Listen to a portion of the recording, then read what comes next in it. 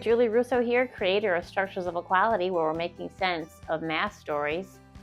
In this next video, I'm going to talk to you about two different types of math main ideas.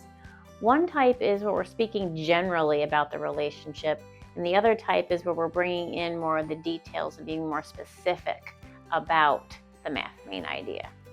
Stay tuned. Before we get started, make sure you remember to subscribe to my channel below. I post weekly videos with actionable tips. Don't forget to ring the bell so you're notified when they're available. So all math stories, kindergarten through 5th grade, can be described using basically three math main ideas. The first one is a story describes composing parts to form a total or decomposing a total into parts. The second one, the math main idea, describes a comparison relationship, where we're comparing two things, sets, groups, units. And then the third one is composing equal groups to form a total, or decomposing a total into equal groups. So that's the general math main idea. Now we can dive deeper and become more specific in the math main idea descriptor. So we might say something like, the math main idea of this story describes Vika's pencils compared to Olivia's pencils.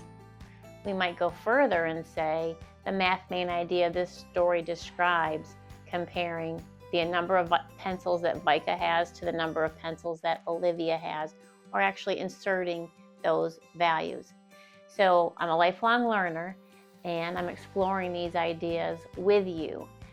So I think it's a good idea to start more generally when we're talking about the math main idea, to just identify the relationship with students, and then once they've seen the basic relationship or the general relationship, go ahead and add on with some of the details that help the students internalize that math story. Is the idea that first main idea that might be a little more general is where they're going to start, but eventually they're going to get to a more detailed main? I think so.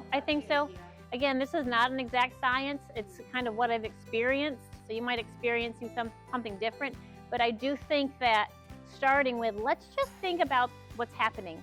We've got a comparison relationship occurring. Let's start with that. We're going to start with the comparison relationship, and then we're going to really think about what we're comparing. So you add on to it. I think that's the right thing. Thanks for watching. If you're interested in learning more about Structures of Equality, please go to my website at structureofequality.com. It is also linked below.